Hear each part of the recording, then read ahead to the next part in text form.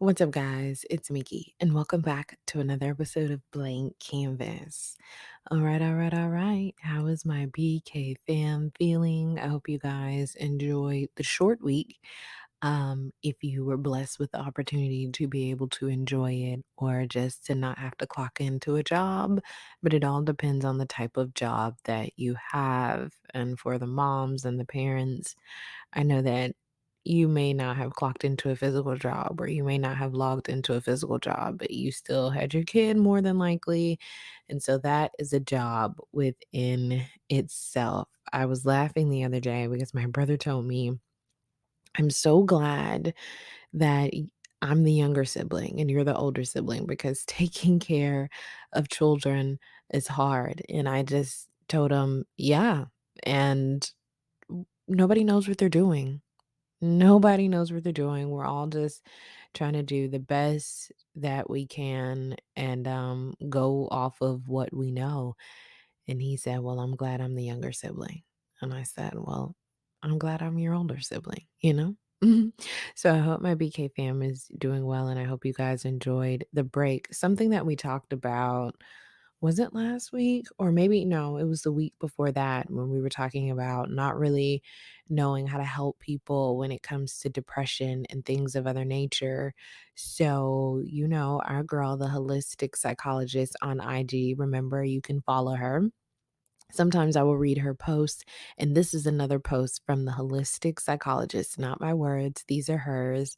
But she shares some really valuable information and information on a lot of different topics that we discuss. And she has one up about depression, and I want to read it to you guys and see if you guys can resonate with it.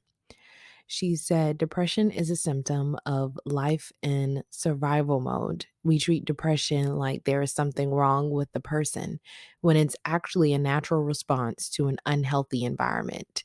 After treating countless people with depression, it became clear to me that depression is a symptom. It's a response. When we're in abusive relationship, we struggle to meet ends meet, or when we have unresolved childhood trauma, when our work environment is dysfunctional, of course, depression will exist. When we lose someone, have a crisis, or in a grief state, of course, depression will exist. Our body will go into a freeze state. We will be in survival mode. We're not meant to be okay when we're in environments that are unhealthy. This is how our body speaks to us. And she said a few added things for clarity. Number one, I support the use of antidepressants. In my experience, and this is her speaking, in my experience, they help a lot for some people and not at all for others. Each person is different. Two, there is nothing wrong with you as a person if you have depression symptoms. Three, nutrition and movement are very important. But again, if the environment you're in on a regular basis feels like a threat, the body can still go into freeze/depression states. For we are spiritual beings. We have spiritual needs to connect, belong, provide value, and find meaning in life. We will not thrive if we expect to be emotionless productivity machines. And five, sadness, times of grief, or just feeling down are a natural part of the human experience. Periods of wanting to sleep a lot, to go inwards, and to spend time alone are a natural part of the clinical nature of life for all. And her thing is like self healers, for all self healers. And I thought her words just resonated and were powerful. And it just reminded me of something we talked about on a couple of episodes ago about how we don't really know how to help or what it looks like. And so she was giving some suggestions about like taking medication or something if you need it. She said she wasn't against it. I'm not against it either. I just say talk to your doctor. Don't let anybody force you on medication. Consider all routes. And again, like she said, don't get frustrated if they don't help because I've heard a range wide of different stories. For some people, they have helped. For other people, they have not. And sometimes people will say, I don't think I should have been on this medication for this long. Some people will say, I don't think I should have been on this medication at all. And I feel like that goes with any kind of medicine that we have. We never really know how it's going to react to our body, even if we know somebody who had a great experience or we know somebody who had the worst experience. It's a case by case basis. So just be careful either way, but don't feel shame around getting the help that you need. This life will have ups and downs, but it's not meant to be miserable the whole entire time, even though I know a lot of us will experience seasons where it just feels like day after day after day, negativity after negativity, stress after stress. But life isn't meant to feel like that forever. So if you are in a season where it just feels like day after day, this is heavy, day after day, someone around you is dealing with heaviness and weariness, then look for the positive moments, look for the good moments, and remember that energy is contagious. So if you're around somebody who's been in a pretty down mood or whatever, whether it's like continuously lashing out, continuously being angry recently, or continuously being sad, that energy can bleed into you. And you have to work extra hard to not let it flow over into your energy and your mood, because energy is contagious, whether it's good energy or bad energy. Energy is contagious, and you have to protect your soul, you have to protect your aura, and you have to protect your environments. Even if you have to live in the same house, maybe set up a kind of vibe. I like candles and stuff. I like quiet time. I like relaxing music. I like I will literally go on YouTube, guys, and I will type in relaxing music. So whether it's listening to jazz, whether it's listening to coffee shop music, whether it's listening to either one of those types of music with the background of water running over, or maybe the fireplace is crackling in the background. I don't have a fireplace, but I can go on YouTube and I can still get that same kind of ambiance. I like to sit in like low light or dark places, which can be dangerous if you're, facing depression or already in it. That can be a kind of dangerous thing to do. So be careful with sitting in dark places. Do it at your own risk, because, that could amplify it. It could make it worse. Maybe you do need some light and different fun or uplifting music, but the calmness and stuff relaxes me, because I kind of have to create the calmness for me and kind of keep myself centered in order to be able to help other people reach their calm level, or just not let life feel so overwhelming, because it can be very easy for life to feel overwhelming very quickly, and you can dig yourself into holes and you just look up and you're like, I have buried myself not even 6 feet, 8 feet under, and I can't figure out a way to go up. Or I have jumped into the pool and I should have stayed in the shallow end, and I have jumped into the deep end and now I'm drowning. And now I need to find a way up. You already know that I believe that God is, of course, the way up. And I believe that if you have the blessing of having a community that will support you and speak life into you and love you and just be there and support you, then take advantage of that, because not everybody else has that. It's just hard out here. It's hard out here for all of us. So I hope that was helpful. I hope that that gave a little bit of clarity and insight. And again, we want to thank the holistic psychologist for all the work that she does and her posts that she shares, because it helps me share some tips with you guys as well.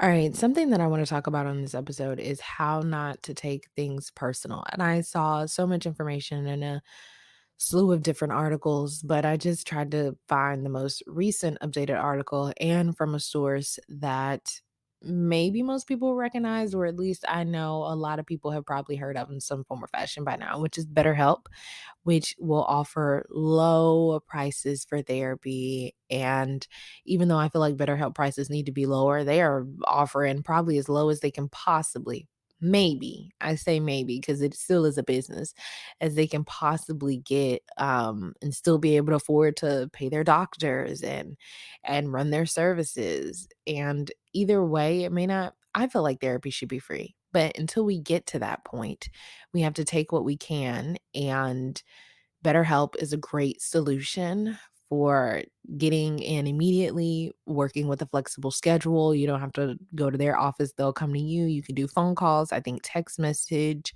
video chats, whatever you're kind of comfortable with and what you need. And it's just a great tool. It is a great tool. So I highly suggest BetterHelp if you can't afford therapy and you're wanting to look into it, even if you don't officially start it. I looked into it about signing up, and then I had a free code that came out of nowhere. It was a free code, and they were like, "Oh, because you graduated or whatever, here's this code." They never sent it to me in college, but they sent it to me a couple of years after. So I was like, "Oh God, maybe this is a sign. Maybe I can, start my therapy journey with BetterHelp." But I if I'm being honest, guys, I got scared and I was like, if I use this now and I can't afford to keep it going, what happens when something else comes later down the line? And honestly, I think would I have wanted to use it back then? Absolutely. But there is a big part of me that wishes I could use the code right now and just the different seasons of navigating how to deal with different relationships and maintain peace and maintain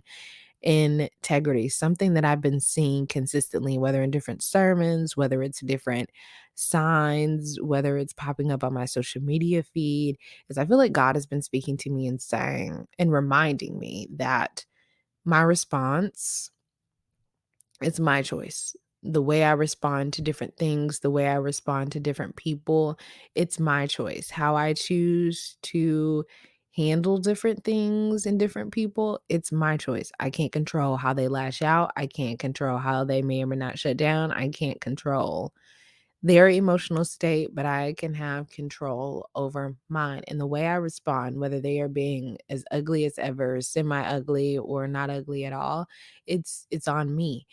And like I said, and I want to say last week's episode, it's so much easier said than done to be nice, especially when you're in a situation where it was like, oh, Job's wife and friends were literally trying to make Job do like the opposite and feel shame and feel bad. And, those his friends and his wife should have been the people in his corner the most. And at that time where he needed them to be 10 toes down, they were just, they were failing and falling off. And remember, we said that, PD taught us that people will say a lot of ugly things from places of pain and, they deserve grace. Does it always, at the same time, you give them grace, but does it always mean that that person is going to forgive you? No. Does it mean that the scar isn't there after you have said that or done that to that person? No. Even if they forgive you, those wounds are deep and they take work and, yeah. So I wanted to talk about just how to not take things personally. And this is an article that I found on BetterHelp. And the first thing that they said is realize the world is not out to get you. And, we say that to people.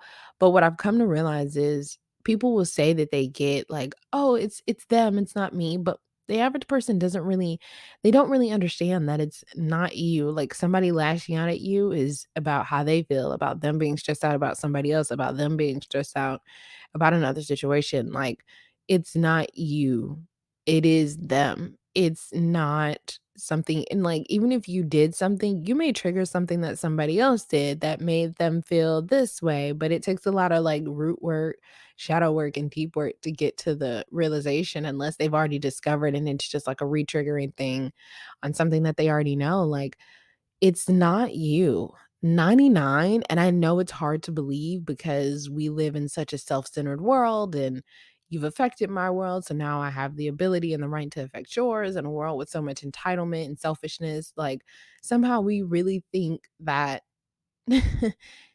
out of all the things God did to create in this world, yes, we are interconnected, but to think that he would make us like each other's end all be all and like have that much weight in each other's lives is just kind of funny when you really think about it. I mean, he probably knew like you guys are going to take this stuff personally, but it has nothing to do with you. If you really think that as complicated as I made human beings, that they have the time to sit here and be like, everything that I do is strictly because of you, you are sadly mistaken. And I've grown to realize that A lot of people don't get it, and a lot of people just do think that everything that somebody does is because of them and because of how they act or because of who they are, and, like, it's just like a personal attack, but a lot of times people like that are lashing out on any and everybody. So it's not you, it's them, and it's like a them issue, not a you issue, and it's not to take accountability away from the stuff that we as human beings can do to cause harm to other people. I'm not trying to take the accountability part away at all, because just because it may not be us, it doesn't mean we can go around triggering people. It doesn't mean we can go around just, living out the flesh and just have these hearts where we just really don't care about hurting people or lacking empathy. I'm not trying to take that part away from it, but a lot of it for us, for them, it's a us issue. It's a them issue. Like the personal part is with that person. It's not necessarily the other people, even if they did trigger it. So, yeah. So the first thing that they said is realize that the world is not out to get you. Perhaps you have met a few people, if any, who have decided to use their time to make you feel terrible. However, in most cases, it's highly unlikely that your boss gave your coworker that promotion because they think you're flawed.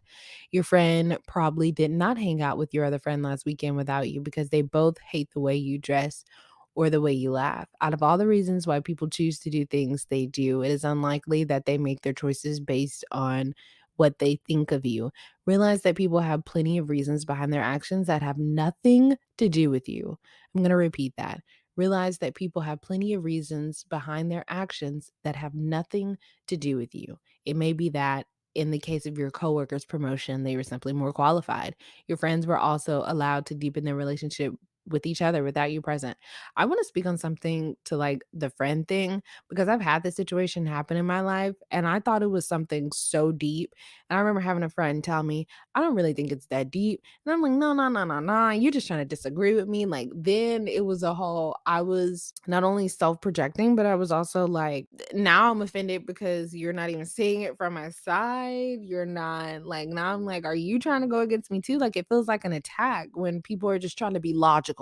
That's it. People point blank, period. We're just trying to be logical. Like, it's not that deep. Everything is not that deep. Everything is not about you, ma'am. And if it was, even though certain behaviors of people have changed, not all of their behavior has changed. And the one thing so far that hasn't changed was that friend, I'm sure, would have came to me and said, we have a problem. Or literally just flat out bluntly asked me, are we okay? Kind of thing. Or, like there would have been a conversation had. So I had a friend telling me it's not that deep, and then when I went and talked to the friend that was I was having this, it's not even really an issue, but that's the only word I can think of right now that I was having this thing with, they confirmed themselves it's not that deep and was like, "Oh, damn, did I fuck up? Did I make you feel left out? Like, my bad." And it was like a communication thing of, I didn't think I had to tell you that you were invited out. I see, that's my fault because my assumption was you should know where I am, you are, or you can be. It's not a you don't need an invite. Like maybe other people, but you don't need an invite to be with me. You tell me, "Hey, I see you're doing this. I'm coming." Okay. Like, that was what that friend was on, but all it took was simple communication, and I had made so many assumptions that somehow projected back to, "It must be something I've done, it must be a disconnect between us because of this, this, and this." I had so many different reasons and explanations when really it just boiled down to a communication of, "I didn't even think I had to tell you, dumbass," but that since I do, just for future reference, FYI, I won't be mentioning it every single time, but feel free and know that out of anybody, you good, right? And I think when you have those conversations and then also knowing that the other friend was right from the beginning to the end of like, I promise it's not that deep. I promise it's not to leave you out. Like, this is just what the situation is. Both friends were right. And I just appreciate having people in my corner who were like, "You're cute and all, but this isn't even about you. This is just a situation. It is what it is." But it allowed the situation forced me to have conversation that I didn't know that I necessarily needed to have until certain feelings arose. And then it was like, had the conversation, squashed it, no big deal. I really appreciate having conversations and them not blowing up into something else. I cannot stress that enough because when you deal with other people and you know that it's going to blow up into something else, or you know that you can't just say, this is the facts of the situation, apologize for your part and move forward. You know that you're going to have to hear about it probably over and over and over, or they're gonna lash out in that moment kind of thing. Like everything doesn't need a lashing out. Like everything doesn't need to go that deep. You may feel 60 million things about it, but I don't necessarily need to hear your 60 million things, especially if it's not contributing to us just dating the situation in the right way and moving forward. I'm not saying you can't let out your opinion, but if you're going to let out your opinion and throw darts at the same time, you're not really helping, because where I'm trying to move forward, you're feeling better by unleashing and getting out all your feelings inside comments. But now I'm just sitting here like, okay, I just have to take this and I have to take this. And then once you feel better for saying all the unnecessary stuff, now I'm sitting here like, I really don't care if we deaded this situation or not. Like, I care just for my sanity. I want to dead it, but it shouldn't have taken us this long to dead it, or I shouldn't have to keep saying, okay, my bad. Okay, my bad. It's like, what else do you want from a person at that point? Once the person acknowledged, like, okay, this is where I went wrong, this is what you want. Moving forward, I'll do my best to, make it happen. If I forget something, or if I forget that this is how you like things done, I'm not personally trying to attack you. I'm not personally trying to disrespect you. It is what it is. Like, I'm human. I may forget. If I held people to the same standard of fire, like every single time they forgot something or messed up, or if I was allowed to lash out at certain people like they are because of like titles, nothing would ever get anywhere. And I think that was another thing that God kept, because I've seen it too much. And he's steadily on me recently. Even though I haven't been lashing out again, I noticed that I have been shutting down a lot and I'm really reclusive, and I can feel myself going into my shell. He's still trying to stay on me about the way I choose to respond is on me, and I think he's doing that so I don't keep shutting down, so I don't keep going into a shell, so I don't feel so disconnected in my relationships and just kind of leave them that way. Because I will kind of just like leave them and be like, okay, this is just what it is now, and then adjust my expectations, like that kind of thing, right? So I have to be careful of that, because PD preached on something last week, and I'll tag that sermon and this episode's description, but he preached on something that was basically like, what are the things that don't hurt anymore, but that have offended you and created other scars? Like, you're not hurt anymore by it. So you think you're good, but it's killed something else in you, right? Maybe it's killed your ability to love a certain way, to open up, to have compassion, to have empathy, to wanna smile, like, maybe, like, you're like with me. Once I start to feel really disconnected from people, I just withdraw. I have many reasons for withdrawing, but that is another. Like, I'm withdrawing because I don't have time for the consistent conflict. I don't have time for the up and down emotional instability, because that stuff feeds off. Like, my energy will start to pick up on the roller coaster of emotions. And it's not to say that human beings shouldn't be allowed that time and the space. They should. I just have to be very cautious about mine. And it can be a lot to walk on eggshells. Like, is this person going to be happy today? Is this person going to be sad today? I have this joke where I say, like, oh, it just depends on my mood. And so people like to say, oh, you're moody. And I just say, mm hmm. Like, I just say, because I think about 9 times out of 10, the people that really get my moodiness are really the only people that can really handle it, because and even they aren't getting, like, full-blown moodiness. It's just, like, something I say, it just depends on my mood.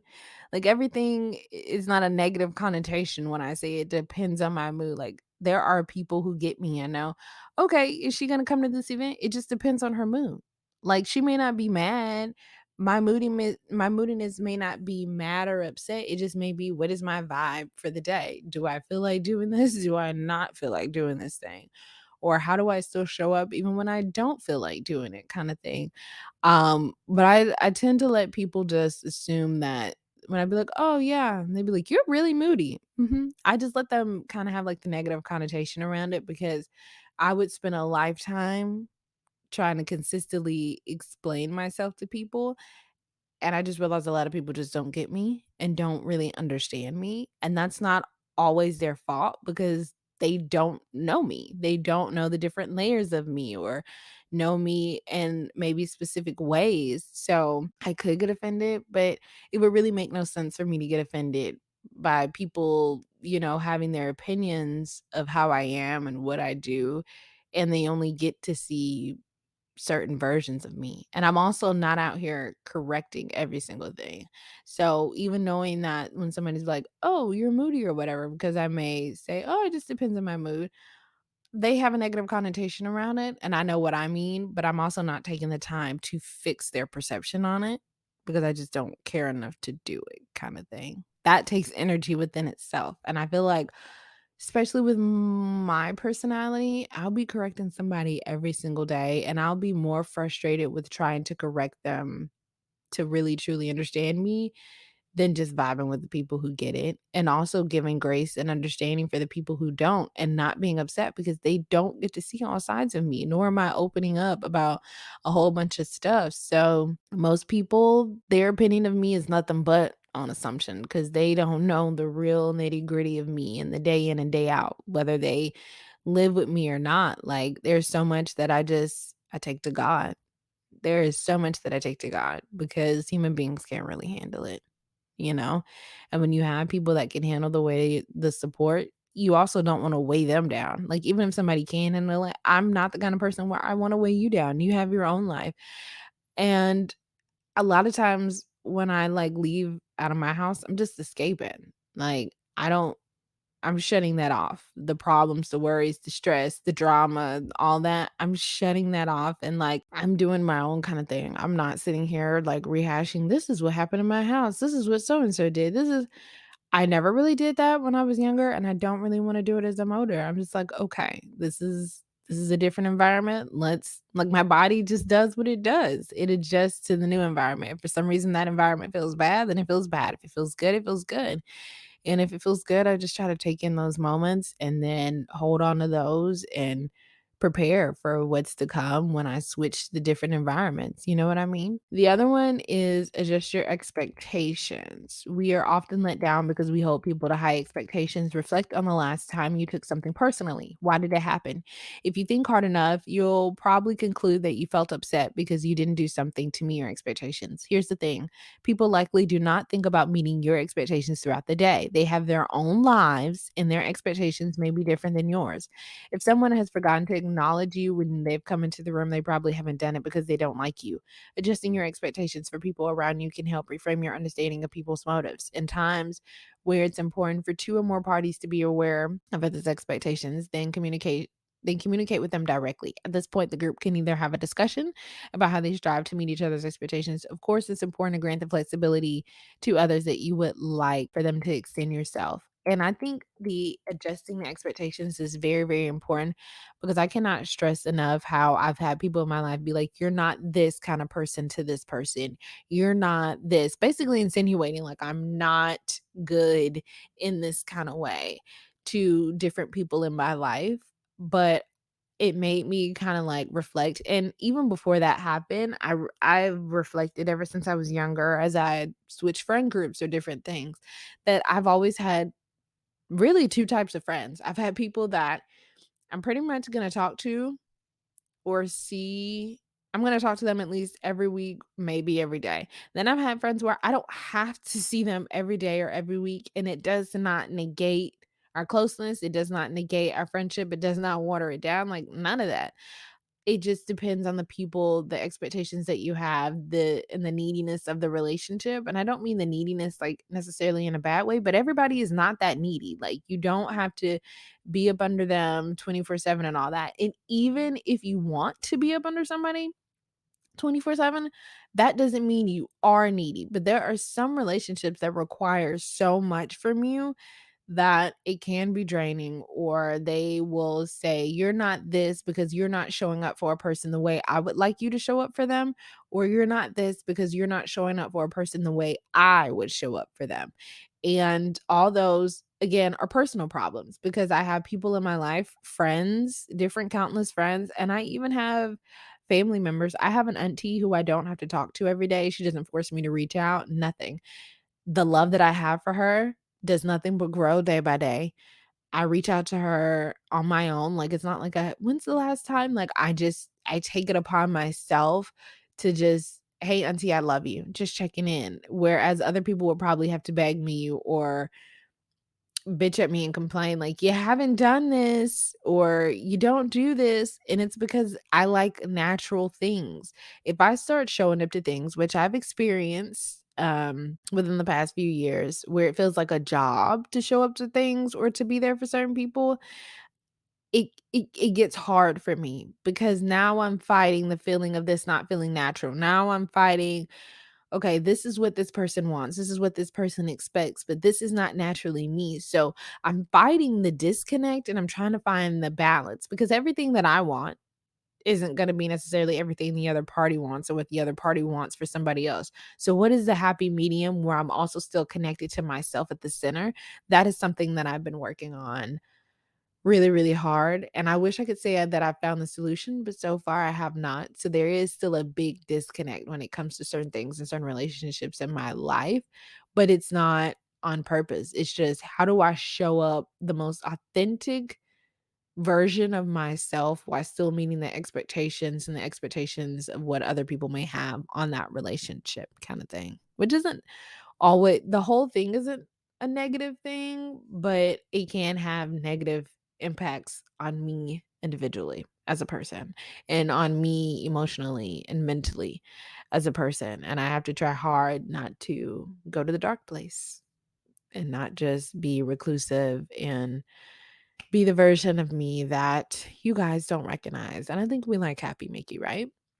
The other thing that they said is challenge your assumptions when you feel threatened or hurt.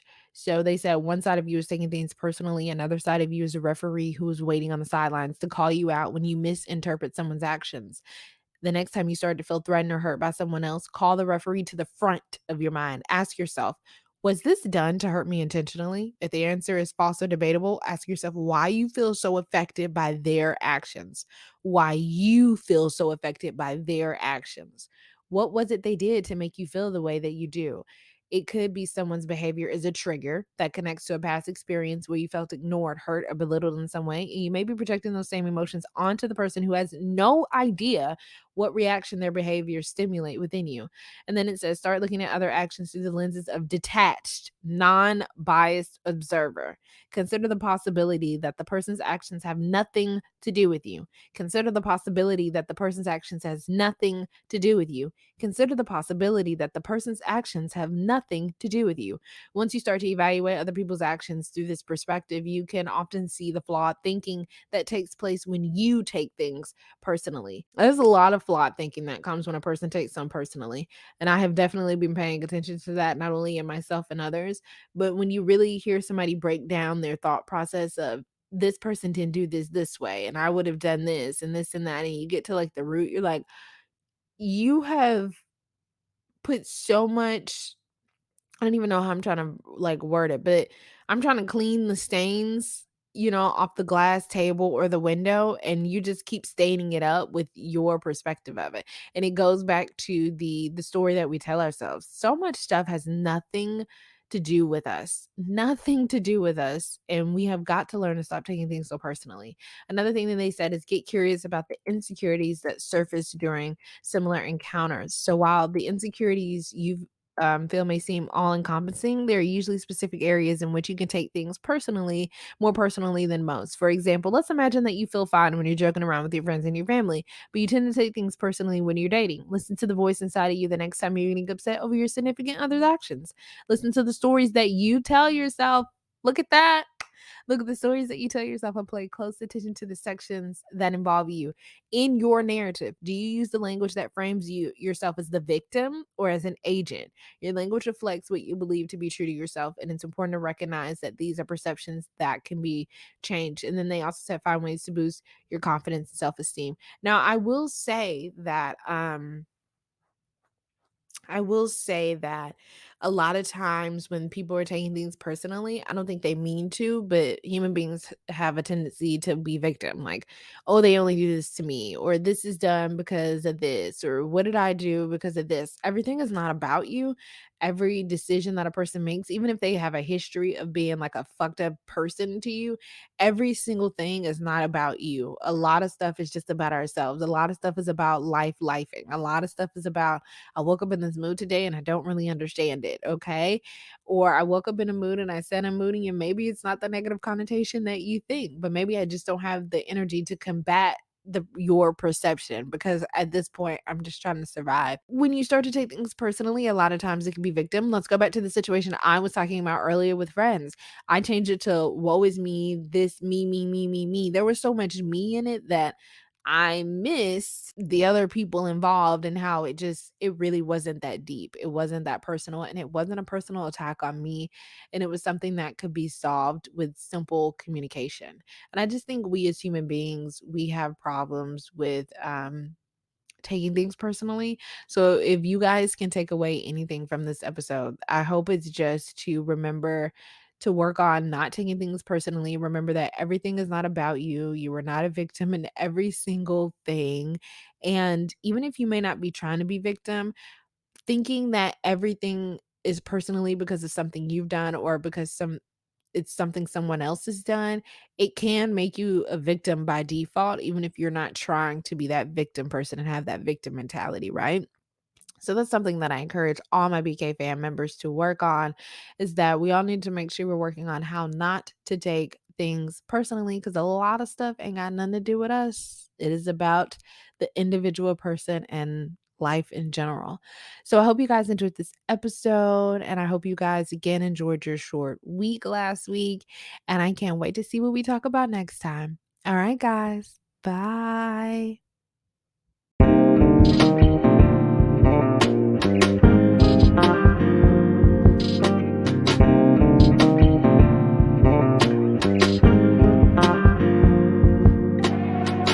Blank canvas, blank canvas, blank canvas, blank canvas. Don't know what the topic is, but we gon' talk about something on the mental, on the mind, weighing heavy. Society with the levies, kinda deadly. Silent killer, hard to daddy. Most killers had no daddy. Sadly, that's just what it be in my community. We got no unity. Dark skin wanna ruin me. I'm speaking fluently. So just listen. Blank canvas, blank canvas, blank canvas.